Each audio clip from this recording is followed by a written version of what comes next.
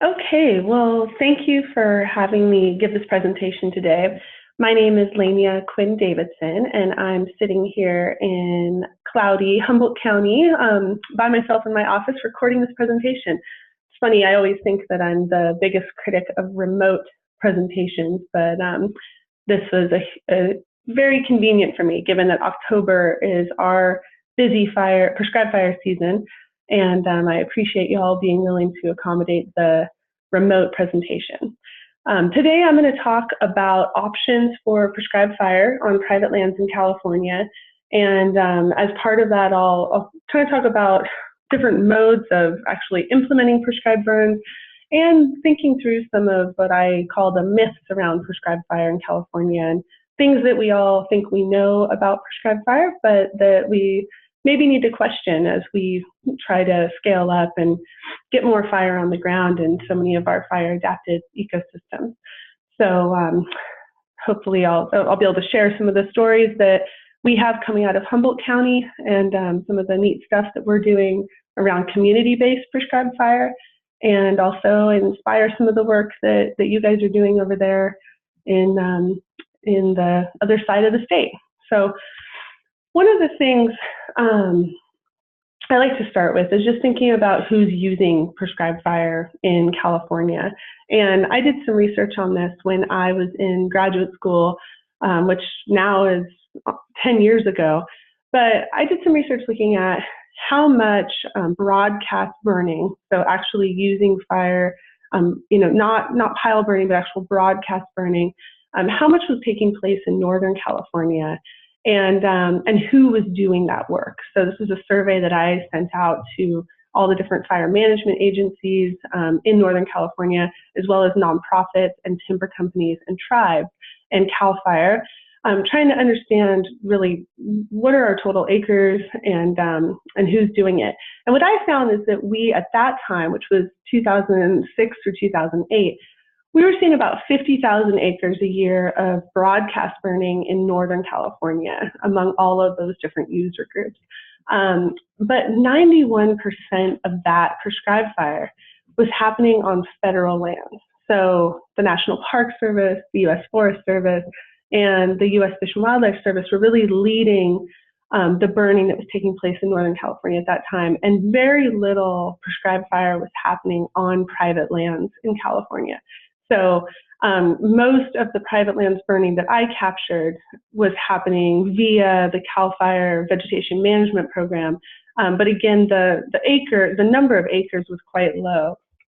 And I think this is interesting if you look back in time. I said 50,000 acres a year at that time, and that was across all the different agencies that are using it. But if you look back at some of Harold Biswell's work, this chart comes out of Biswell's famous book about prescribed fire in California. And these are the permitted ranch burns that were taking place in California between 1945 and 1977. And what you see here is that they were peaking out at over 200,000 acres a year in the 1950s. And these are just permitted burns. So these are burns that were being done by California ranchers under permit, and as the caption says, to reduce fire hazard and improve grazing for livestock and wildlife. So this doesn't even include necessarily forest lands or other types of small private lands burning. But still, the number of acres they were treating was significantly more than what we see in our modern time. And the thing that I think is really interesting is if you take this and then look, so this chart ends at around 1975. And then we see in the early 80s, the Vegetation Management Program developing, CAL FIRE's private land burning program. And this is a chart that shows the Vegetation Management Program acres from 1981 until 2015. And you see that it peaks at about 65,000 acres in the early 80s. And you can see the trend that's happened since then, which is this continued kind of downward direction of how many acres they've treated. And in the last 15 years, mostly or almost entirely under 10,000 acres a year through the Vegetation Management Program. So we went from a time that Harold Biswell documented where private ranchers and private landowners were doing their own burning and accomplishing, thousands and thousands of acres a year, to a period where CAL FIRE kind of assumed that role and supplanted, I think, a lot of the burning that was taking place. And then, of course, the drop in that program kind of led to the statewide demise of prescribed fire on private lands. And that's really what set the stage for the work that I've been doing, because for years, I've had people coming into my office in Humboldt County, and many ranchers, many small forest landowners, asking how could they get more prescribed fire projects happening on their properties. What was the way that they could do that? And for many years, I was referring them to, go talk to CAL FIRE, sign up for the Vegetation Management Program, knowing that that program didn't really have the capacity that was needed to get those projects done.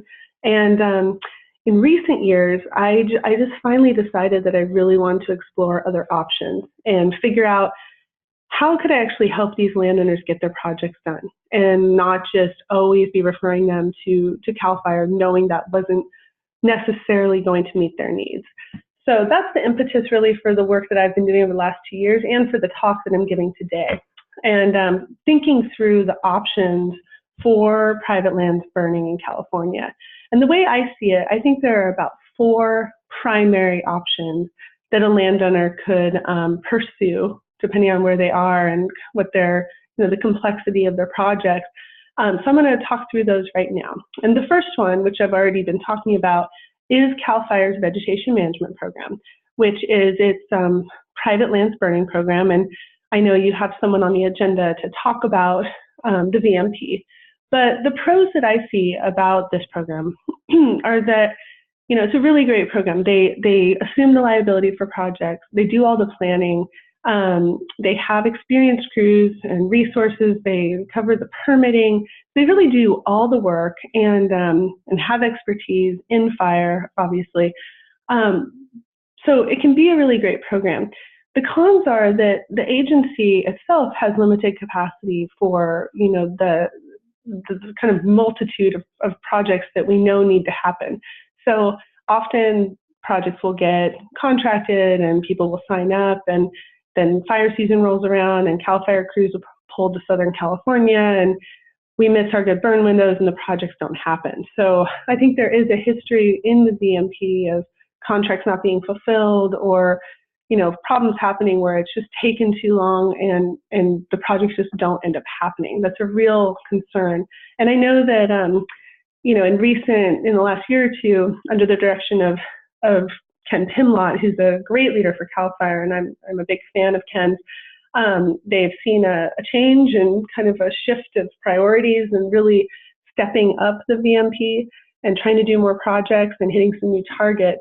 But we still see that capacity issue being a problem, and the environmental compliance and planning time being a problem that leads to those projects not being guaranteed for the landowner. So that's something that I always talk through with landowners when they come in and want to learn more about that option. Another option is a contractor. So there are private contractors that do prescribed fire work. There are a handful here in California, a few more in Oregon, and there are a lot of pros to working with contractors. A lot of these private contractors have the same kind of sets of skills and expertise as a fire management agency, as far as having burn bosses on staff and having, burn planning expertise and things like that.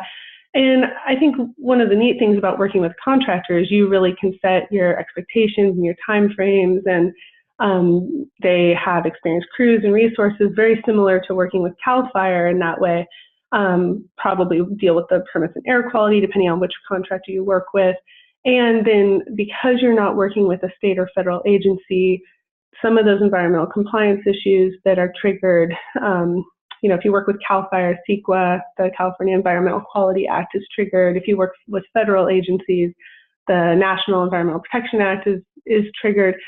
But when you work with a private contractor, that may or may not be true depending on the nature of the project. Obviously, the big con with working with any kind of private contractor in a project like this would be cost. If you're thinking of bringing a contractor in to actually complete a prescribed burn from start to finish for you, including the planning, the actual implementation of the project, And then, the permitting and things like that, you're looking at a lot of money and a big investment. So that's just not something that most landowners can afford or are willing to embark on, and doesn't tend to be a very realistic option for most of the landowners and clientele that I work with. Another option that I think a lot of people either know about and actually pursue, or just don't know about, is the fact that you can do projects yourself.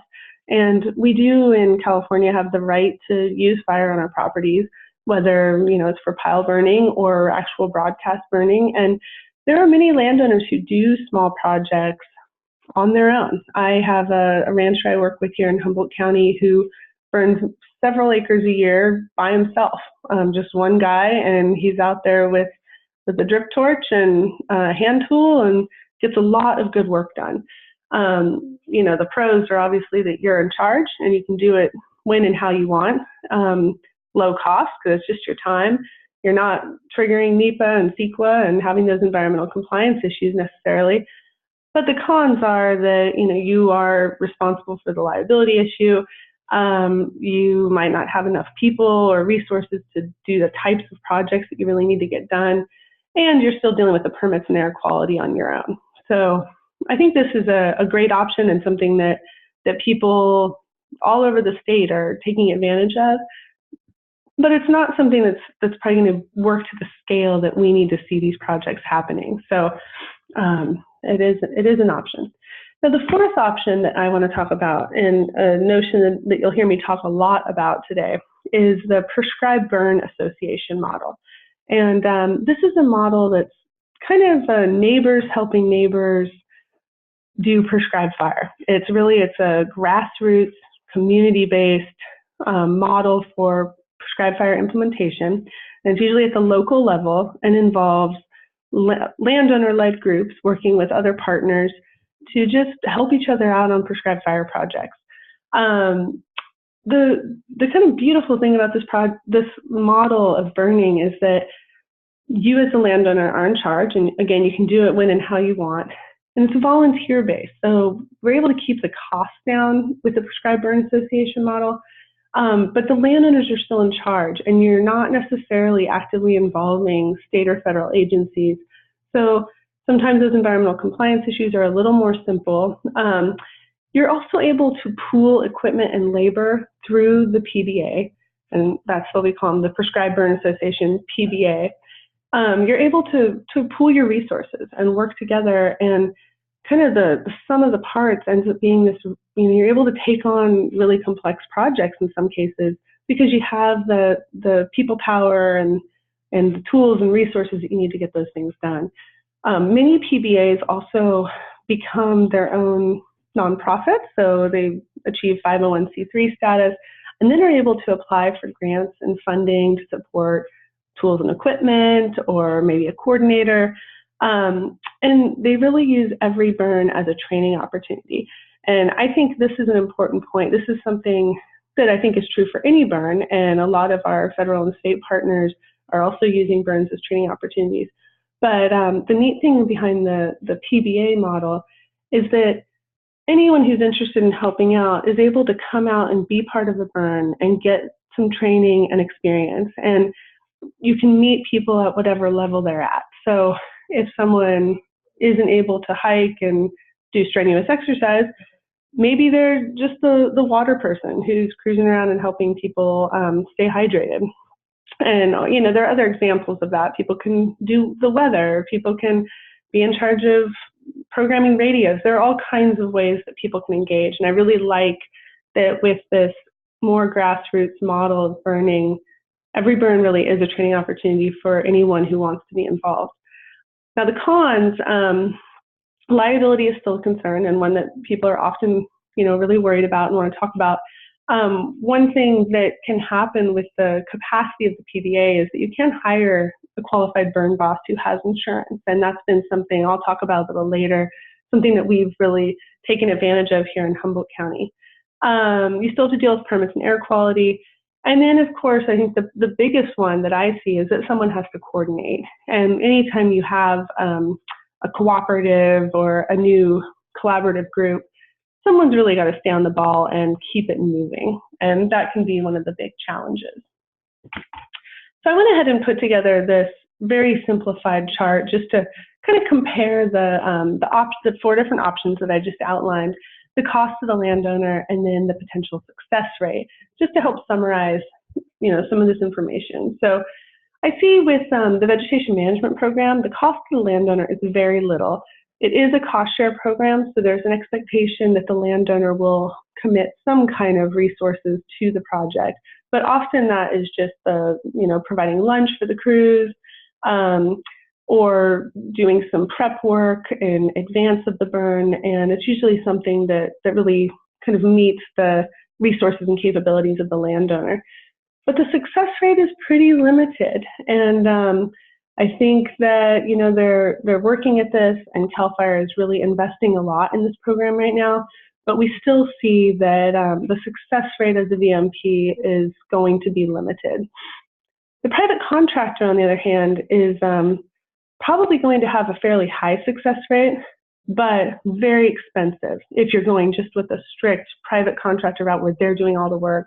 And I only know of a few instances where this type of private contractor model has actually been used because of that cost factor.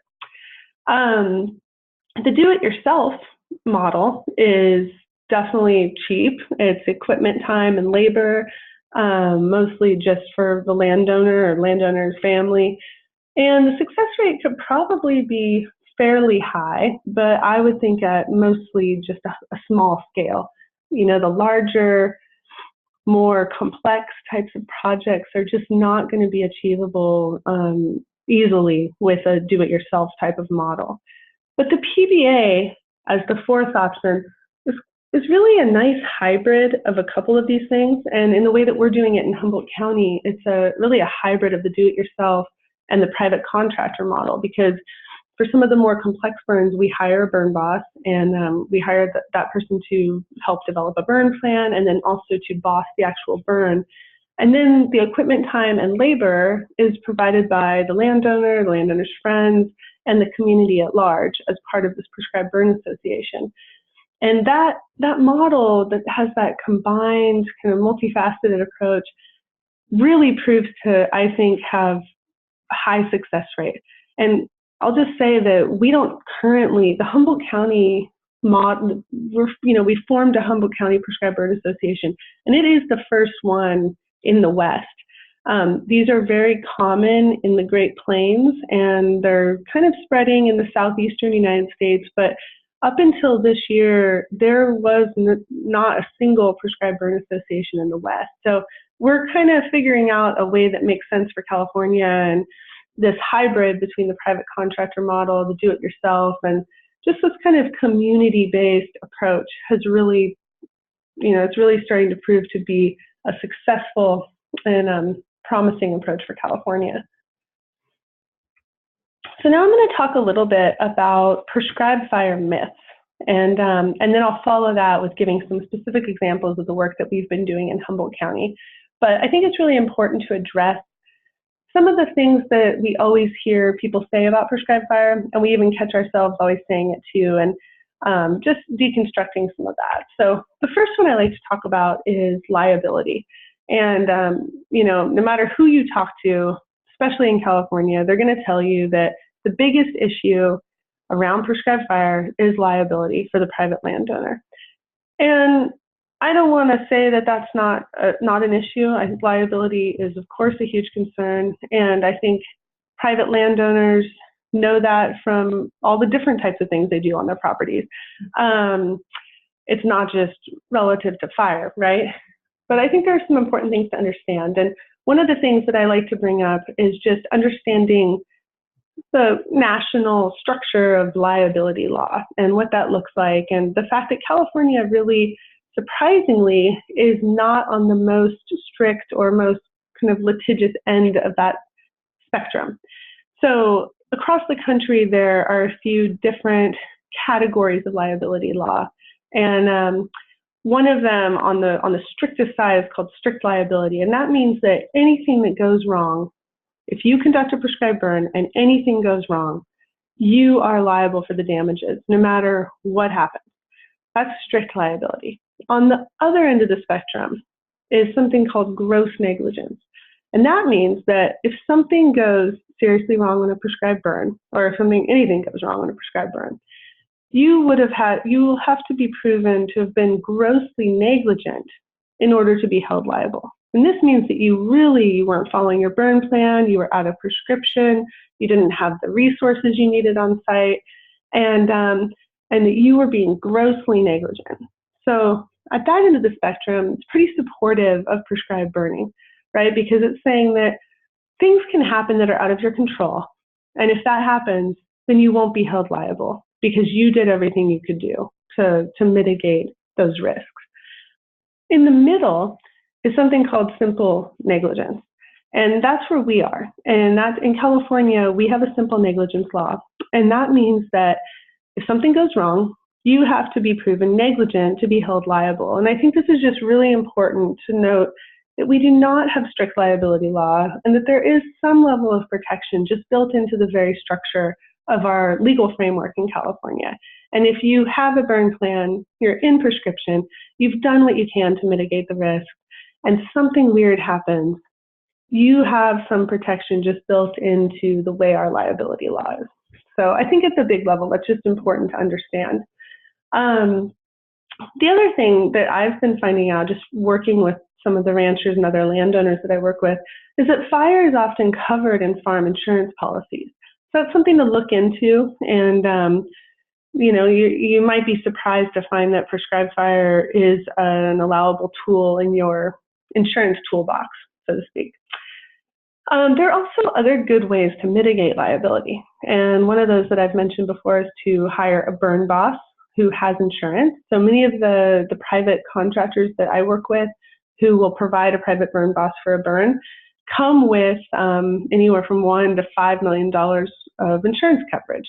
And I know that, if something really crazy happens, that $5 million isn't doing much good necessarily, but for smaller projects, that's an added layer of protection that I think most landowners are pretty happy to have.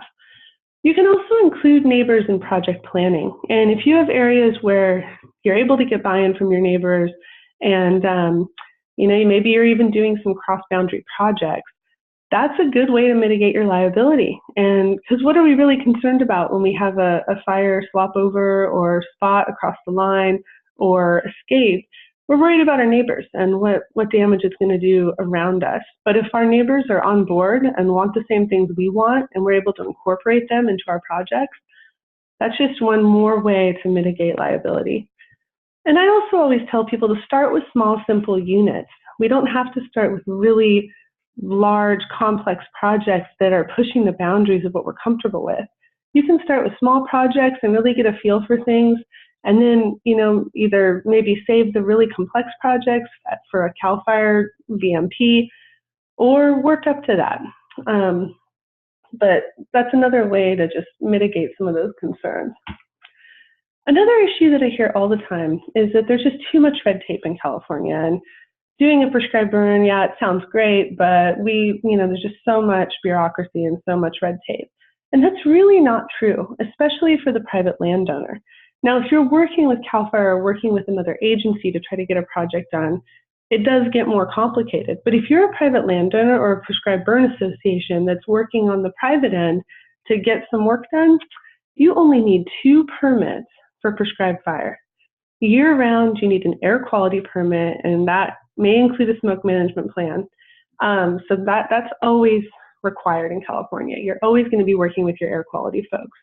And just as an aside, I tend to find that air quality people get kind of a bad rap, but in general are very understanding and supportive of prescribed fire, which it sometimes seems surprising, but really they can be some of our biggest allies. So, get to know your air quality person, because those relationships are really important. During fire season, which is typically, depending on where you are, but typically for Northern California, May 1st to October 31st, or whenever fire season ends, a CAL FIRE permit's required. So that's during fire season. The rest of the year, you do not need a permit from CAL FIRE in order to conduct prescribed fire projects. This is really important and something that's not widely understood or known. So if you're looking to do a burn, if it's me and I'm in Humboldt County and I'm looking to do a burn in November or in March, mostly, unless it's a really unusual year, but most of the time, I would only need an air quality permit for that project and not a CAL FIRE permit. I, of course, would still notify my CAL FIRE partners and let them know what's going on, just because if they see smoke and don't know about it, you don't want to surprise them or cause them inconvenience. But you only need that permit during declared fire season. Another thing that people say all the time in California is that there are just too many people. And California is too crowded, and prescribed fire seems great, but gosh, California is such a busy state. And I would say, and I would argue, I should say, that California has more open space and wildlands than many areas where more burning happens. So if you think of Florida, which is the leading state in the country for prescribed fire, burning, more than 1 million acres a year. They've got houses just mixed into everywhere. California, especially Northern California, we have these large swaths of wildlands and areas that are really pretty open and conducive to prescribed fire projects. So I think we have huge opportunity, and there definitely are not too many people. I think we tell ourselves that, and it kind of lets us off the hook, but it's not true. So we also have huge public support for prescribed fire, and studies consistently show that more than 80 to 90% of people approve of prescribed fire and support its use. And I think one of the key things in the literature around public support for prescribed fire is about trust. It's less about the tool itself, and it's less about people being nervous about prescribed fire, and it's more about them wanting to know who's doing it. And if it's their neighbors and someone they trust, someone they've known for a long time, they're much more likely to be supportive of that rather than, some outside person coming and telling them what to do. So that's another piece about this community-based model and working with your neighbors and working at the local level, is that trust tends to be there. And the last thing I want to point to is just that people often say, well, California is way too complex. It's not flat and grassy like Nebraska or Texas. So the models that we're seeing coming out of the Great Plains just aren't going to work here because California is so different and so unique. And I'll tell you, I'm from Trinity County originally, so I'm very familiar with complex topography and steep drainages and things like that.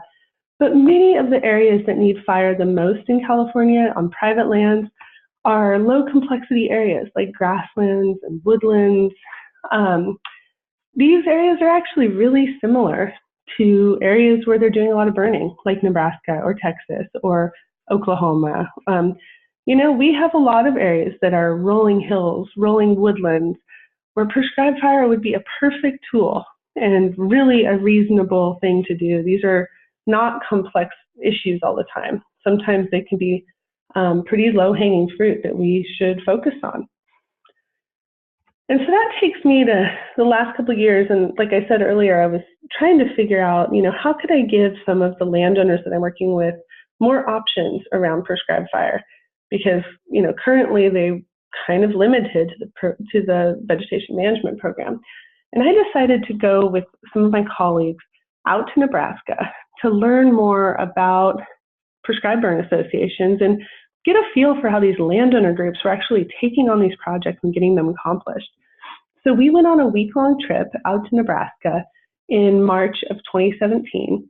And I went with my other colleague from University of California, and then another from the Natural Resources Conservation Service. And we brought one of our close ranching clientele, so a local rancher here from Humboldt County with us as well. So the four of us went out, flew into Denver, took a road trip to central Nebraska, and spent 5 days burning with these landowner cooperatives.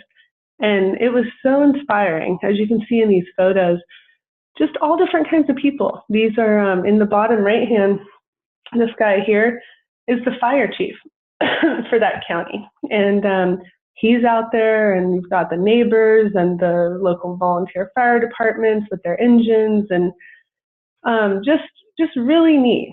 And I'd say the average age on a burn like this was maybe in the 60s or 70s. These are community members getting together and conducting some pretty impressive prescribed fire projects. I think one of the days we burned 300 acres, all with just, community members. So we came back from that trip and decided it was time to bring the Prescribed Burn Association model to California. So we kind of hit the ground running, and the rancher that we brought with us to Nebraska, Dean Hunt, offered up his place to do our first burn in this more community-based style. So last June of 2017, we did about a 20-acre burn on his ranch for Medusa head, for an invasive grass that needs to be burned in the late spring, early summer in order to be effective. And it just took off from there. The interest was huge, and people were just coming out of the woodwork to get involved. So I'm just going to talk about some of the burns that we did. And like I just said, so the first burn was this Medusa head burn, where our goals were to provide training, but then also to reduce the cover of Medusa head. It was an 18-acre burn. We had 25 volunteers, all community members, staff from local nonprofits and volunteer fire departments and other landowners. And so we were able to get that burn accomplished with CAL FIRE support, and they had to issue a permit for that, and they were on site. So that was really great. And these are just some photos from that burn. But that burn was such a wonderful day, because it was the first time in Humboldt County in a long time that, at least with this group of people, these large ranchers, just getting together and helping each other out and getting a burn accomplished. And it was such an awesome project. And from there, we just kept going. We did another burn last October on Halloween, and this one was in coastal rangeland that's been invaded by Coyote Brush. So the goal there was really to reduce the cover of Coyote Brush. And it was 120 acres. We had 23 volunteers, and we had 6 volunteer fire departments actually 5 volunteer fire departments and 1 municipal fire department out there to help.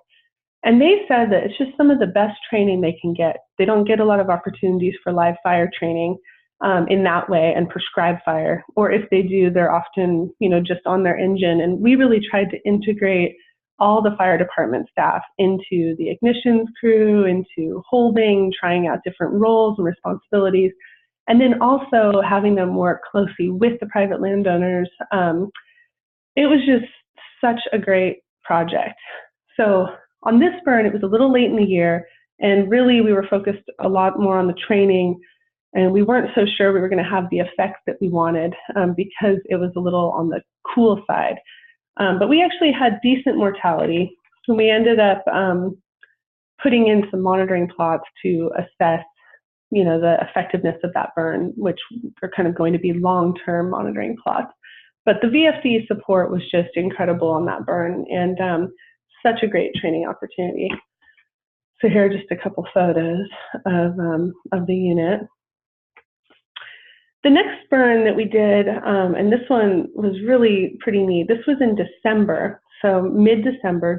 We had kind of an extended dry period last year, and this was out by kind of interior Humboldt County. This was an area where an oak woodland area had been restored. There had been mechanical removal of Douglas fir trees in an oak woodland about 5 years ago, and all of these young oak seedlings were coming up. I don't know if you can see this in this photo, but just kind of a carpet of little Doug firs. And if we had waited another 5 or 10 years, those would be in the canopy of the oaks, and it would be a mechanical project again. So we really see fire as an important maintenance tool in restoration areas like this. This project was 20 acres. We had only 12 volunteers and 1 engine, because it was in December. It had been dry, but a lot of areas around the unit had greened up, and we were taking advantage of those oak leaves that had fallen and they were doing they were really the fuel that was carrying the fire. Once you got out of under the oaks, the fire just kind of petered out. It was the most gorgeous burn window. And here are some more photos. You can really see those little conifer saplings coming up. And we got, gosh, it must have been 95% mortality in that unit of those little conifer seedlings. It was a really effective burn, just wonderful. And then we had a couple other projects last spring that I'm not going to talk about here just because of the time limitation. But just last week, we had a really exciting week. And this is part of the reason I did not commit to Susie to come over to these workshops this week, was because I knew we might be burning. And we ended up getting a great window last week where we burned a big Coyote Brush unit on the McBride Ranch, and then we went back and burned that Mazeppa unit, the one we did last October. We burned the same unit again, and we had really hot, dry conditions last week that were conducive to burning right on the coast, which was really helpful for us. We don't often get those beautiful windows where the temperature gets high enough and the humidities get low enough to have some good fire effects right by the ocean. But last week was just perfect. So I'm going to talk briefly about these two burns that we did. So last Wednesday, we were on the McBride Ranch, and it was a Coyote Brush, Coyote Brush invading coastal rangeland. We did 216 acres with 25 volunteers, and we had 4 fire departments out there. And it was just a great day, a really beautiful burn, great camaraderie and teamwork among all these people who hadn't necessarily worked together before. Just kind of the quintessential PBA burn, really community oriented and really wonderful. So then the next day, we went back out to Mazeppa and burned that same unit that we did last year. So again, it was 120 acres. We had about 25 volunteers and 4 fire departments, and had much better effects than we did last year. So burning it on that hotter end was really helpful. And we do have monitoring plots in there where we're tracking the fire effects from these burns. So that was really great. And I took this picture. It was really interesting to see right after the burn was done, and it was still smoking, and we were getting gathered up to do our after action review at the end of the day. And all the cows just started moving into the black area. They were so curious about it. And it made for this really scenic, beautiful picture. So the other neat thing that we have is we wrote a grant to the California Deer Association, and they gave us money last summer to build a burn trailer. So we have a trailer that's full of prescribed fire equipment that we've either had donated or that we've purchased. And we're able to take these to the different burn projects. We basically have whichever landowner has the burn happening on their property, they go pick up the trailer. And you can see on the bottom right, we have these slip-in units that you can slip into the back of a pickup truck, and they have water and a pump, and they are just wonderful water resources. You can move them just with a couple people, throw them in the back of a truck, and it creates like a little fire engine. So they've been a great tool. And then of course we have about 30 hand tools, and we have another grant now to buy some Nomex shirts, which will be nice for people who don't have them or who prefer to use one. And then we're also have another grant right now to buy radios, and that's been something that we've identified as being really helpful, would be some radios. So anyway, this burn trailer idea has been really wonderful and something that's going to help us get more projects done. So in March of this year, we had a meeting and we officially formed the Humboldt County Prescribed Burn Association. We had been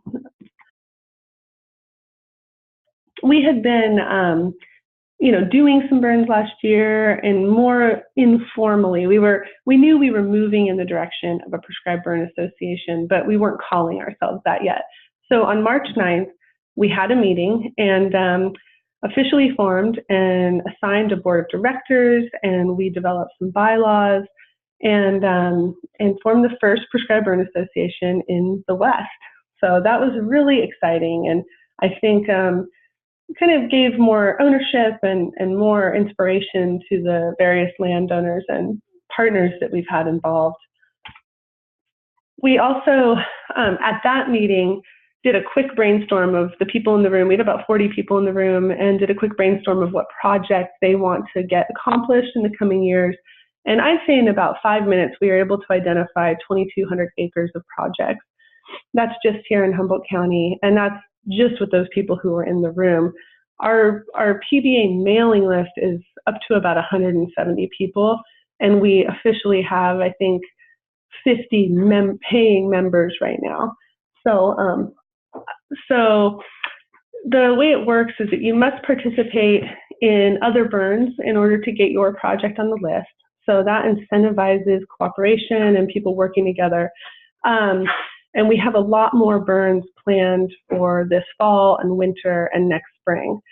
So we're still kind of working on the ranking strategy. And, you know, when we get to a point where we have so many projects that we have to prioritize them, then we're going to have some things to figure out. But right now, it's just been working out really well, where we have just the right number of projects that we can jump on them when we get the right burn window and get things accomplished. It's really exciting.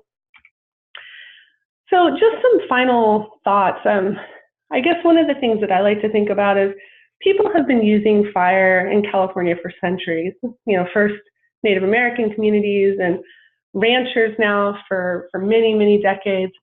And it's time to bring it back.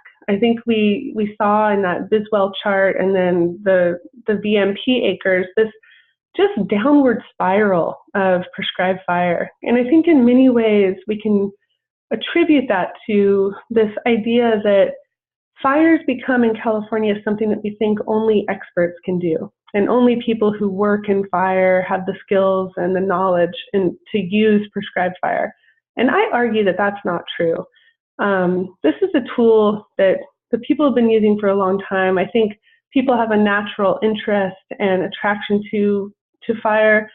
And in my work, I really want to empower and give skill to and provide opportunity for people, landowners, you know, just community members to really get to know fire more intimately and to use it more. So it's time to bring it back to the people.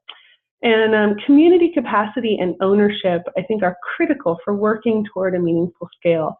So if we keep this as a tool that's only available to people who work for fire management agencies, we'll just never get to scale. We need to provide the training and the opportunities for communities to build their own capacity. And we need to empower people to take ownership over these issues and to get engaged and to think of themselves as experts. I think we all have something to bring to the table. And that speaks to my last point, just that everyone has a role. Prescribed fire takes all different types of people. And we see that in Nebraska, the way they do it. I forgot to mention it earlier, but one of the photos I have is of an 85-year-old man who comes out on every prescribed burn.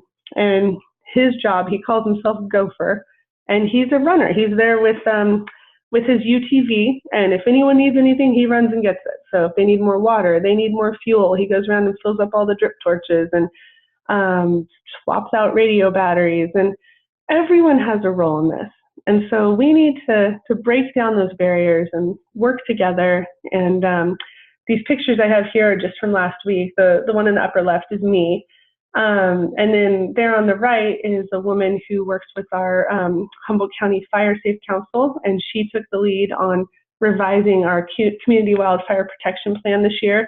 She's also on the board of the Humboldt County Prescribed Burn Association, and was able to integrate prescribed fire and the Prescribed Burn Association into the CWPP, which I think is pretty cutting edge for California and really exciting.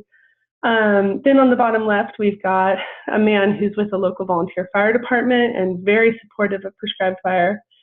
And then on the right, bottom right, we have our local NRCS forester who's been actively involved in prescribed fire for a long time, and his dad, and they were both out on the burn and really interested and supportive of the Prescribed Burn Association. So this is just to show that it takes a whole community to pull this stuff off. And I think it's going to take all of us working more together to get these projects off the ground. So with that, I'll close.